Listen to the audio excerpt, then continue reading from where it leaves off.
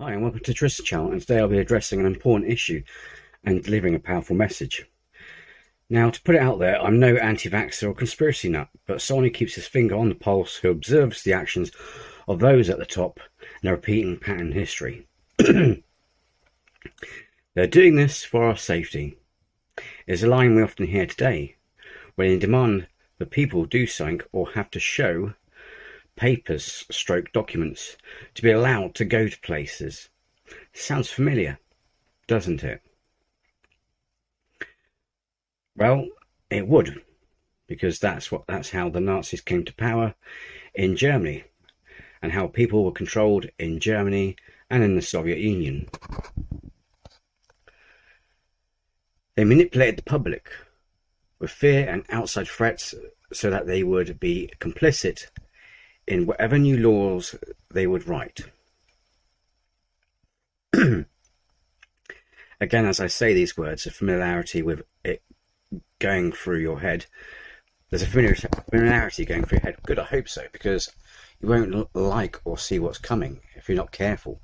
Because even though it sounds like I'm describing Nazi Germany or the Soviet Union, I'm actually also describing what's happening today, especially right now in the UK.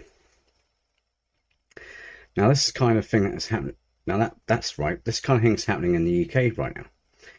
Except instead of Jewish infiltrators or communist sympathizers, the villain is a virus. With the help of the virus, they've built up so much fear and mass psychosis via news and media that they were able to rewrite laws and restrict public freedoms and movement.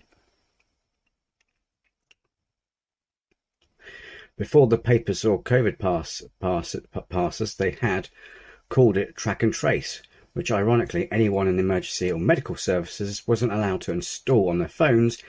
If track and trace therefore was so important for our safety, then surely police, doctors and carers should have been allowed to install it because of the contact they make with the public.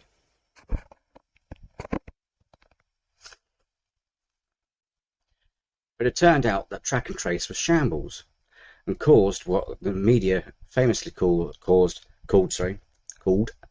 the ping-ademic.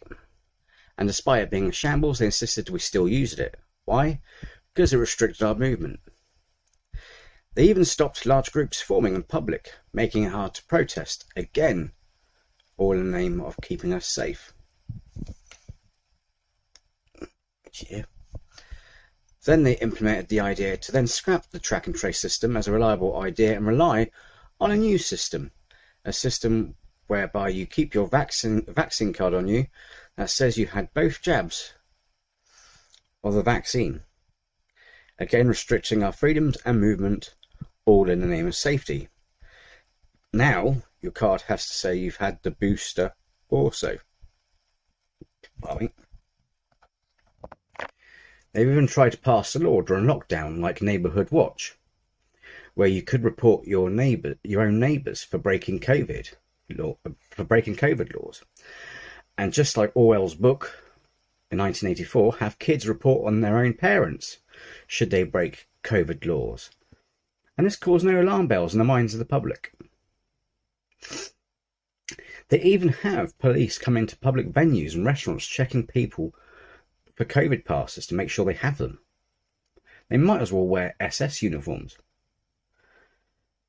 Having control over people's movements and having the public jumping through their hoops is an irresistible tool that is hard to let go and can be used to write new laws that will benefit them, etc. All in the name of safety. And the scariest thing is, people have allowed it through fear, and when questionable things were suggested or implemented, no one's alarm bells were ringing. Every time the political arena changes, there's not surprisingly a new variant, despite that the fact that the country the variant comes from has a poor health service like India, meaning their strain of COVID is not that different than ours. It only devastated them due to their living standards. And in South Africa, the Omicron virus has been blown out of proportion. Even the people who live there have stated this. Experts have admitted that they do not know enough about these variants to warrant panic, and even stated in articles that they can't tell them apart and can't even detect them. So where are these Delta and Omicron case numbers coming from? They'll announce, or once they've completed their goal, they'll use COVID as an excuse and blame COVID on any cock-ups they have made or done, and the masses will sadly believe them. Other reasons why the UK is falling apart is because of Brexit, not COVID. Unfortunately, no one will realise this, and because we no longer have to follow EU law or EU human rights laws, they are writing their own under the guise of safety. As for these variants, they've only reported 4 or 5 variants. Well, that's baloney.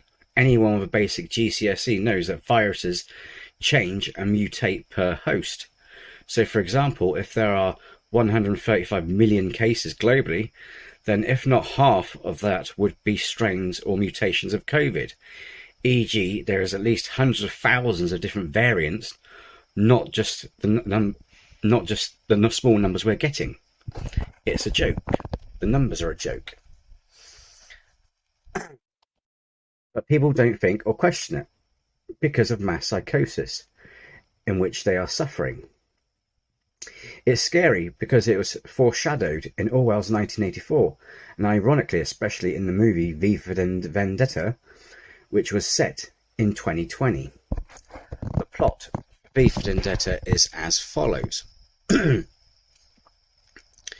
A 2005 film titled V for Vendetta is about a totalitarian dictatorship that gains its power by creating a society of fear due to an alleged virus, or in this case real virus, spreading throughout the world. In the film, the media pushes fear-based propaganda, just like the BBC, odd enough, on the television screen of every household and on the city streets. The authoritarian dictator promises security, but not freedom. The consent theme of this is for your safety. It is repeated throughout the film. Most importantly, the film ends with society waking up and the corrupt fascist regime is dismantled. What year is this film set? 2020.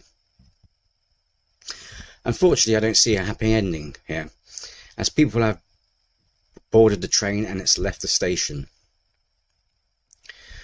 What's also ironic, for a doomsday killer virus, there's been no mass piles of body bags. The streets haven't been filled with sirens of ambulances or dead bodies, which is what you would expect in a global doomsday virus. And the government and their experts have been carrying on like it's an ordinary day, whilst restricting and dictating what we do when they don't. Odds that, don't you think? There's even rebellion in their own parties. Who cares if they have big parties at Christmas? That's not what people should bang on about or question. The question should be, if there's truly a doomsday killer virus going around, then how are those in the know are carrying on with their lives like it's an ordinary day? I'm not saying we shouldn't treat COVID seriously. It's still a nasty virus, and just like the flu, can kill the elderly and the vulnerable. And we should still look after them and help the NHS, because the NHS can't handle the numbers, all the ill people coming in. They get overwhelmed. That can happen in any situation. But we need to stop looking at this as a global doomsday virus. It's not. It's not even on the top 10. And there are worse viruses out there. This one is merely strange because it's new, and new things seem scary.